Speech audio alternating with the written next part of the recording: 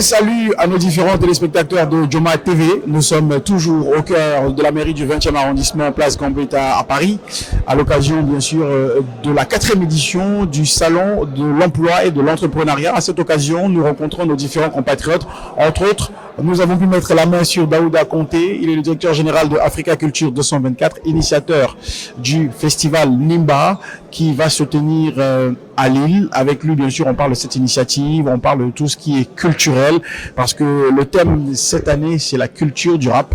C'est une musique urbaine qui nous concerne tous. On va débattre de ceci avec lui. Daouda, salut. Salut Al, ça fait un plaisir de te retrouver. Plaisir partagé. Ah, depuis l'époque. Depuis l'époque, oui. Jadis. D'accord, on parlait de l'entrepreneuriat, oui. On parlait des Guinéens qui ont réussi à s'intégrer, et tu fais partie de ces Guinéens-là qui ont réussi à s'intégrer depuis les années universitaires à aujourd'hui entrepreneur culturel. Et vous lancez un festival Nimba au-delà des multitudes d'activités culturelles que vous avez eu à faire qui, bien sûr, sont de renom. Oui. Les téléspectateurs auront la chance de savoir lesquels. Oui. Comment vient l'idée du festival Nimba? D'accord. Merci Al. Merci à tous vos téléspectateurs qui nous suivent en ce moment. C'est un plaisir et un honneur pour nous d'être sur ce plateau. Ouais. Alors, pour parler du Nimba, le Nimba est créé lors d'une discussion, c'est venu banalement. Banalement, c'était lors d'une discussion à l'époque, l'année dernière, suite à l'organisation d'un événement, j'étais avec des amis. On avait l'ambition d'avoir un événement qui soit à la dimension des grands événements en Europe. À l'image de ceux de la Belgique, de Paris, ainsi de suite. On se disait, oui, on a fait beaucoup d'événements pour la communauté. Il faut s'ouvrir aux autres.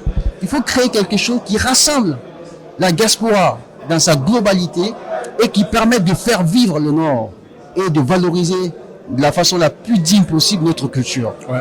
C'est là qu'est venue l'idée du Nimba. Ouais. On a parlé, quelqu'un a parlé du Nimba, on a dit ouais, c'est ce qu'il faut. Festival Nimba. C'est comme ça, c'est venu. Du coup, c'était Kevin Fest, pour citer le nom de la personne. Alors de là, on a donc commencé à travailler sur le contenu du projet. Et l'expérience aidant, ça nous a pas été compliqué. Aujourd'hui, on a un festival Nimba avec un contenu très riche qu'on aura l'opportunité de développer. Alors, on crée un festival Nimba qui va réunir d'abord les Guinéens de la diaspora, les Guinéens de l'île et d'un peu partout l'Europe, et aussi les Africains, parce que la Guinée, c'est un pays quand même qui a créé fort à son indépendance, donc indépendance culturelle, indépendance de l'intelligence et beaucoup d'aspects. Comment vous réussissez à fédérer toutes ces communautés-là autour de vous, et comment, par rapport à justement cette première édition du festival Nimba, les uns et les autres ont compris le message et ont embrassé tout de suite la vision? Alors, sur cette question très pertinente, on capitalise. On capitalise en fait sur ce qu'on a déjà en termes de vécu, en termes de réseau, et aussi en termes d'expérience. Parce que, vous savez, nous appartenons aujourd'hui, pour ce qui est des Hauts-de-France, à un réseau qui est très bien structuré. D'accord. D'abord, la diaspora guinéenne.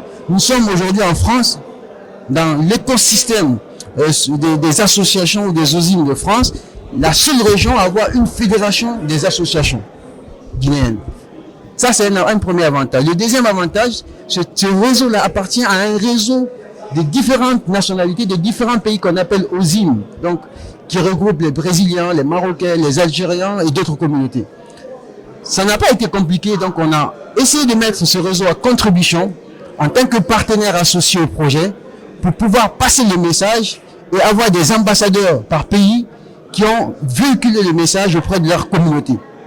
Et l'autre aspect, c'est que on a quand même profité aussi de ce réseau pour dénicher les artistes par rapport à la programmation, par rapport au contenu et par rapport à la vision qu'on se fixe derrière ce projet-là. Donc voilà un peu sur cette question ce que je peux répondre pour l'essentiel. La culture du rap. On en vient. On en vient. Oui. Pourquoi la culture du rap? D'accord. Et quelle est cette culture-là que D'accord. vous voulez véhiculer? D'accord. Celle guinéenne, celle occidentale, celle américaine, celle asiatique? D'accord. Alors, déjà, pour parler de la culture durable, il faut contextualiser. Quand on parle de culture durable, ça s'inscrit d'abord dans la politique de la ville de Lille. Parce qu'aujourd'hui, Lille a été la métropole européenne de la culture en 2004, et Lille se veut d'être la ville, c'est-à-dire qui soit la culture, c'est-à-dire la ville de la culture durable en 2024. c'est venu lors de nos échanges avec les partenaires locaux, parce qu'on a aussi un appui local, notamment du service des relations internationales d'Amérique, qui tient à cœur de mettre la culture au service de l'environnement. Ça s'articule autour de ça essentiellement. Ça fait écho. Et puisque nous, notre vision parlant de culture, de l'identité culturelle, c'est d'abord la culture qui est guinéenne, celle guinéenne, parce que c'est une continuité de tout ce qu'on a fait jusqu'alors. Donc ça s'inscrit donc dans la valorisation et la promotion d'abord de la culture guinéenne. Et c'est cette vision-là qu'on a voulu en fait relever à un niveau plus supérieur et combiner avec la politique de la ville, donc le branding Guinée, combiner avec la politique de la ville pour permettre de répondre aux enjeux climatiques. D'accord. À la crise climatique qui est devenue aujourd'hui un phénomène mondial. Et ça prend corps aussi avec l'agenda des Nations Unies par rapport au projet ODD de développement durable sur l'environnement. Donc voilà un peu à quoi ça répond. Exactement. Il y aura quoi au menu de la première édition du festival Nimba? On va retrouver quoi? Juste des toasters, des beatmakers, juste de la danse? Ce sera quoi le contenu exact qui vous différencie, je dirais, des autres? Ce qui nous différencie des autres, c'est d'abord la vision.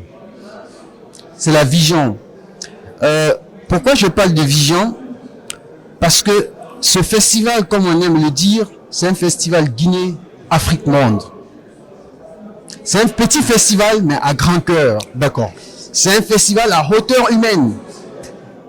C'est de mettre la culture au service des bonnes causes.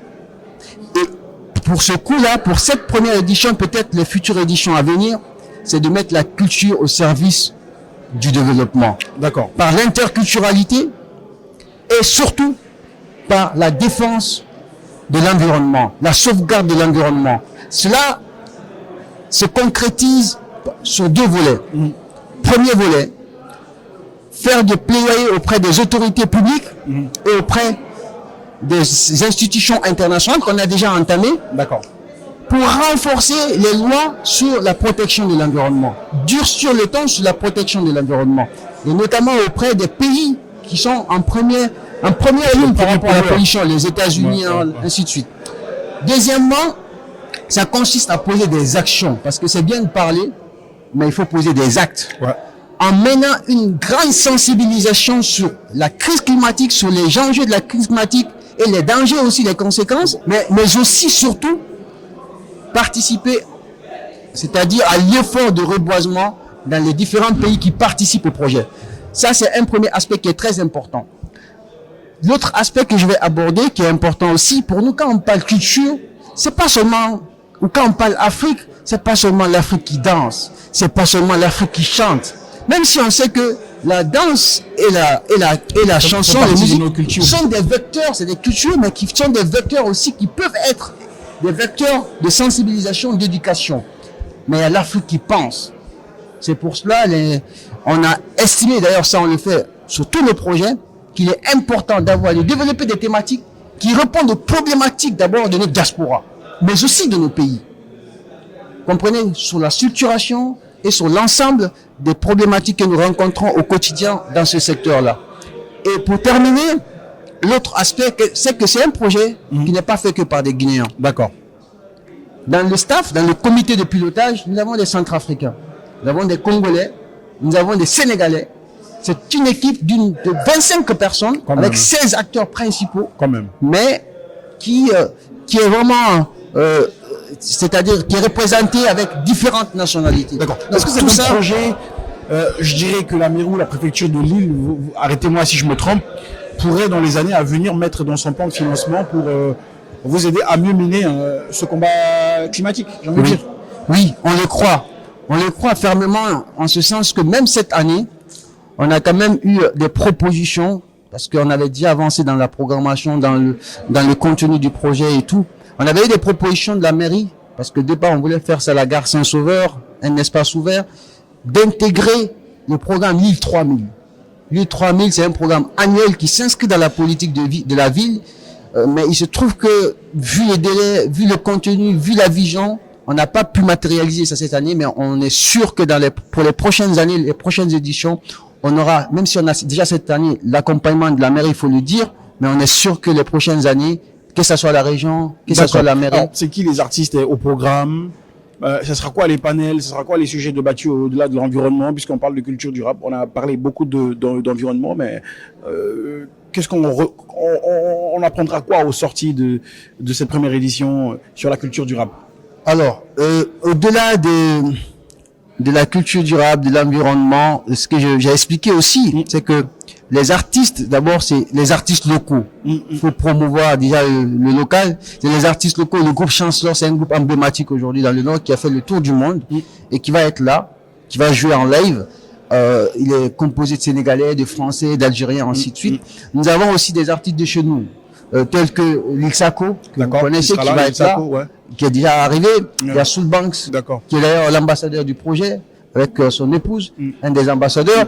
Et on a aussi d'autres artistes comme Alpha Baba, Fakoli Kouran, qui sont déjà sur place. Ainsi de suite, des Sénégalais d'autres pays, des artistes par exemple, comme Lady Loris, la Sierra Leone, Yannis Sankara du Gabon. Pour ne citer que cela, on a une vingtaine, quoi. Mais les artistes, il n'y a pas que des chanteurs, on a des artistes peintres. D'accord. Qui vont faire de l'exposition sur le coup, comme par exemple Fatoumata Lettre Vagabonde, et d'autres comme Francis Banks, qui est canadien, qui va faire une exposition. Donc, franchement, c'est une programmation quand même qui est très riche. Les panels, je l'ai dit, on parle pas que de l'environnement. On va parler d'abord de culture, du contenu de la culture guinéenne, des difficultés qu'on rencontre, de l'accès au financement, de la structuration des organisations culturelles, parce que ça, c'est une vraie problématique. Ouais, si. Donc, comment mutualiser ensemble sur des projets d'envergure pour pouvoir impacter considérablement. Justement, vous faites bien parce que je vais marcher sur votre langue à ce niveau-là. Vous parlez de financement, d'accompagnement. C'est la question qui est rhétorique, mais on peut pas ne pas la poser. Bien sûr. Est-ce que un festival d'une telle envergure, dont manque bien sûr la communauté guinéenne et puis un peu plus éclatée à la communauté africaine, est regardé? Vous avez parlé de branding par les autorités guinéennes. Alors, regardez, je pense que oui. Pour être honnête, ça c'est un programme pilote qui s'inscrit dans une série de programmes que nous voulons faire avec nos partenaires, parce qu'on travaille avec des partenaires aussi, au niveau local, au niveau national, comme BF, comme Horizon Soul et autres. Ça s'inscrit donc dans une vision globale. Les autorités locales ont amené des démarches, pour commencer par l'ambassade. Pour être honnête, l'ambassade a toujours été notre premier partenaire. D'accord. Donc ils sont là de France en Guinée. Ils sont là, ils nous accompagnent, ils nous soutiennent. C'est d'ailleurs le lieu de les remercier et ils vont être représentés. Les autorités au pays, en Guinée, on a mené des démarches. Je pense qu'ils regardent de près ce qu'on fait. Vous savez, on peut peut-être vous voir à l'œuvre. Voilà, on peut pas demander tout de suite de l'argent parce qu'il y a des structures anciennes qui sont là juste en fait pour profiter du système. D'accord. Donc nous, on a mené les démarches qu'il faut. On va essayer de prouver ce qu'on sait faire en espérant que les prochaines années, que l'accompagnement financier soit là. Alors, on regarde un peu les bisbilles parce que je sais que vous avez un peu l'oreille sur l'actualité culturelle au pays. On regarde les bisbilles qu'il y a aujourd'hui au niveau de la culture et du fonds d'aide à la culture. Quand on sait que c'est une ligne de dépenses dans laquelle le festival Nimba pourrait s'inscrire. Tout à fait. Quel est le message qu'on peut véhiculer pour faire entendre raison aux uns aux autres, à ceux qui nous gèrent? Voilà des initiatives qu'il faut accompagner quand il y a des sortes de, je sais pas si je dirais contrôle ou manque de confiance. Il y a un fond qui est là, mais on le bloque. Quel est toi ton regard de ce qui se passe? Bon, mon regard sur ce qui se passe, ce que je pourrais dire par rapport à ça, c'est de demander peut-être plus de transparence, plus d'objectivité. Et d'égalité peut-être. Et je ne dis pas qu'il n'y en a pas. Bon, donc, d'égalité aussi, parce que je pense qu'il faut tenir compte de l'impact des projets. Ouais. Dans l'accord, c'est-à-dire dans l'écosystème même. Dans l'écosystème même culturel. Parce que si il y a de l'objectivité, s'il y a de la transparence dans la configuration, ce qui commence déjà, il y a des mutations en ce sens, qu'on apprécie, je pense que ça pourra permettre à chacun, en tout cas pour ceux qui méritent d'avoir des financements, d'accéder à ces financements-là. Mais sinon, pour le reste, c'est juste de moi ce qui se passe. Il faut se dire la vérité. Mais on espère que tout cela soit résolu rapidement, que ce soit peut-être tout simplement des mesures internes qui soient prises dans l'optique de mieux renforcer en fait le système et de permettre aux personnes qui méritent d'avoir ces financements, que ce soit au niveau interne qu'externe. C'est ce que je peux dire par rapport à ça. Le festival Nimba va bien sûr passer à sa première phase, sa première édition. On vous souhaite vraiment de longues années devant vous parce que merci beaucoup. Le plus important c'est de pérenniser. Tout à fait. Parce qu'on a aussi beaucoup de projets mornés chez nous. Tout à fait. Comme dehors. Il faut pérenniser cela. Ouais. Et un message aussi sur peut-être le showbiz guinéen en Europe, parce que de plus en plus les acteurs d'autres communautés, entre autres ivoiriens, sénégalais, arrivent à tirer leur épingle du jeu. Mais la Guinée est encore à la traîne. Qu'est-ce qu'il faut pour réveiller les consciences, pour booster les uns et les autres, pour qu'aujourd'hui nous puissions avoir des shows de qualité, des spectacles dignes du nom, faits dans des salles honorables et respectueuses, au-delà de l'image que notre pays peut renvoyer à travers ses fils et filles. Alors, il faut dire que il y a des difficultés majeures, mais qu'il y a aussi des évolutions vraiment à ne pas négliger, surtout ces dernières années. Même en Guinée, hein, vous faites un travail formidable là-bas. Ouais. Je parle de vous, mais on pourrait parler d'autres personnes. Ouais. Franchement, il y a quand même du progrès, surtout dans le privé, essentiellement. Même si le public aussi essaie de faire tant bien que mal ce qu'il peut. Ce qu'il faut faire, c'est d'avoir des grandes ambitions. Avoir des grandes ambitions et d'abord se donner les moyens de réaliser ces ambitions. Compter d'abord sur soi, sur ses ressources propres, prouver ce qu'on sait faire, le reste suivra. Ouais. Parce que on a beau avoir des ambitions, si on n'a pas les moyens de nos visions, ça pourra pas marcher. On va traîner. Donc moi, c'est ce que je peux dire. D'accord. Comme message aux acteurs culturels, c'est de se donner les moyens de ses ambitions et de voir grand, et surtout essayer de fédérer autour de nous, mutualiser autour de nous, laisser tomber les querelles intestines parce qu'au bout du compte, il y a que la Guinée qui gagne. Ouais. On n'a rien à gagner dans la division. Ouais. On a tout à gagner dans l'union. D'accord. On a tout à gagner dans l'union, comme Daouda Conté le dit. Dernier message, puisque nous sommes bien sûr au salon de l'emploi et de l'entrepreneuriat. Vous êtes entrepreneur culturel. Quel message on donne à tous nos compatriotes qui sont aujourd'hui installés là et qui ont envie de rentrer? Peut-être que vous, Daouda, la Guinée a besoin de votre expertise culturelle, a besoin de ce que vous faites ici culturellement pour que nous puissions mieux affiner et affûter les armes qu'on a localement. Est-ce qu'on peut espérer dans les années à venir voir Daouda rentrer à l'image de Bouba qui a fui le pays? Retour au pays. Oui, mais franchement, Al, moi, je suis venu en France dans le cadre de mes études. Ouais. Ça fait maintenant 12 ans qu'on est là, mais à un moment, on s'installe parce qu'on a de la famille, on a des activités, on y travaille. Est-ce que c'est pas le piège de la famille? Ça peut l'être. Comme on l'a dit tout de suite lors du premier panel que vous avez modéré, c'est qu'à un moment donné, il faut pas se dire qu'est-ce que mon pays peut faire pour moi. Ouais. Déjà, le pays a assez fait. Ouais. Toutes les conditions ne seront jamais réunies pour retourner chez soi. Ouais. À un moment donné, il faut être poussé par cette fibre patriotique et se dire il faut aller participer, c'est-à-dire au développement, au changement du pays. Ouais. Donc, ce qu'on peut faire, c'est de croire en soi, croire en ses rêves, prendre des risques, mais qui méritent vraiment d'être posés, partir au pays, participer à l'élan de développement, parce qu'on n'a rien à perdre à aider son pays à avancer. Tout est si ça ne marche pas, tant mieux. Tout est construit ici. Ici, tout est à refaire chez nous.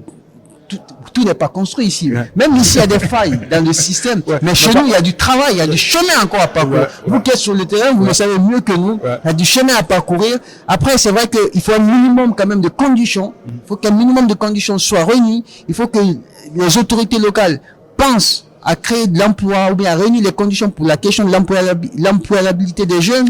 C'est vrai que ça avance, mais on a encore du chemin à faire. Allez, nous sommes avec la Miss Guinée France 2023. Donc, vous le savez, au cœur des activités de l'AJGF, l'Association des jeunes Guinéens de France, il y a aussi cette élection qui retient toutes les attentions, l'élection de la Miss Guinée France. Donc, c'est un plaisir et un honneur qu'elle nous fait d'être sur ce plateau spécial dans cette mairie du 20e arrondissement de Paris, au cœur de cette 4e édition du Salon de l'entrepreneuriat et de l'emploi. Bonjour, bonsoir. Bonjour, bonsoir. Je vous laisse vous présenter. Alors bonsoir à tous ou bonjour, ça dépend où vous êtes dans le globe. Je m'appelle Fatoumata Binta Baldé et je suis Miss Guinée France 2023 et on se trouve aujourd'hui à la 4e édition du Salon de l'Emploi et de l'Entrepreneuriat. D'accord, alors Miss Guinée France, qu'est-ce que ce sacre représente pour vous et quel poids vous portez ? Alors pour moi, ça représente l'accomplissement d'un travail acharné et surtout une fierté pour moi de représenter à la fois les Guinéens et la diaspora, parce que c'est quelque chose pour moi qui est super important, étant donné qu'en tant que Guinéenne de la diaspora, j'ai pas l'occasion de vivre de façon permanente en Guinée. D'accord. Et on nous reproche entre guillemets souvent ça, le fait qu'on soit pas vraiment Guinéen. Et aujourd'hui, grâce à ce titre, je veux montrer que non, on est vraiment Guinéen. Il y a un sentiment d'appartenance. Voilà, c'est ça, c'est un véritable sentiment d'appartenance. C'est pas parce que j'ai une double culture et que je grandis à la fois la culture française et celle guinéenne que non, je suis pas guinéenne, je suis franco-guinéenne et c'est une véritable fierté pour moi et c'est une très grande responsabilité aussi de représenter tous les Guinéens de France. D'accord. Miss Guinée France, quelles sont les tâches ou les attributs de la Miss ? Qu'est-ce qu'elle fait quand elle est en mandat ou en fonction ? Alors la Miss en fonction, on a énormément d'événements auxquels on participe, notamment avec d'autres comités de la diaspora. Donc d'autres élections de Miss et Mister. On met également des projets en avant. On est beaucoup sollicité pour mettre des projets qui tiennent à cœur à des personnes. Par exemple, au début de mon mandat, j'ai participé au salon de la jeune fille africaine, de l'émancipation de la jeune fille africaine.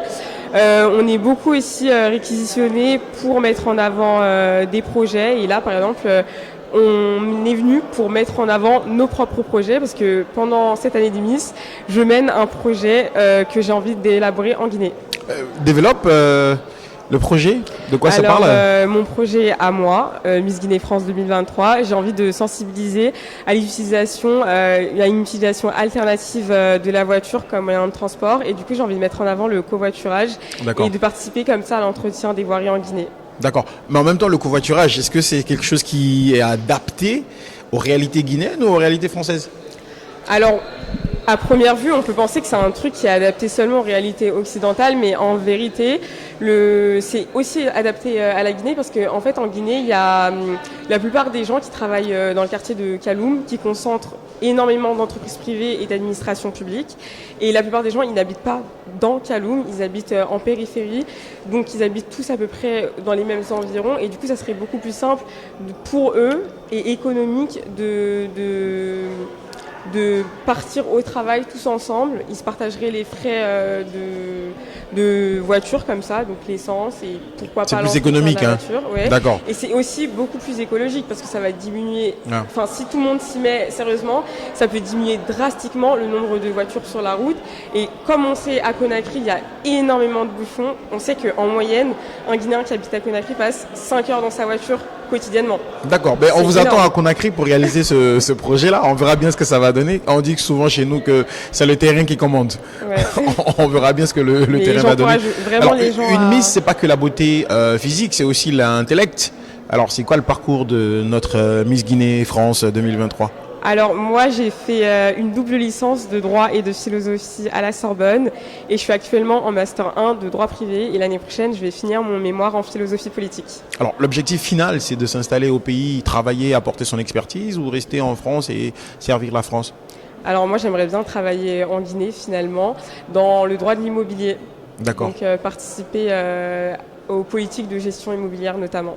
Alors quel est le regard que vous portez justement sur l'organisation de l'élection Miss Guinée nationale, puisque il y a eu permutation, il y a eu beaucoup de changements, le comité est passé d'un à un autre, maintenant c'est le Comiss-Guy et bientôt en novembre il y aura une élection après 2-3 années de léthargie.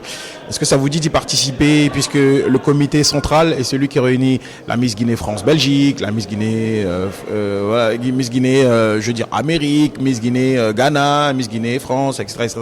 Est-ce que vous êtes tenté ?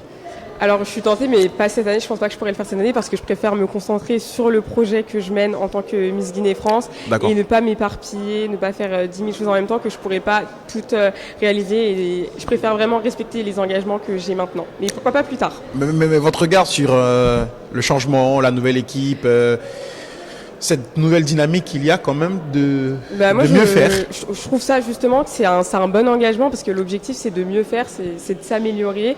Ils veulent grandir, ils veulent vraiment représenter la BODé guinéenne à l'international et je trouve qu'ils peuvent que faire mieux et je trouve que c'est assez bien parti pour l'instant. Vous avez été sollicité par le comité ou déjà? Il y a Non, des pas invitations? Pas encore. Pas encore. Vous êtes en contact avec personne dans le Là, il comité? faut voir avec le comité Miss Guinée France. Ah d'accord, ça marche. Allez, merci. Merci à vous.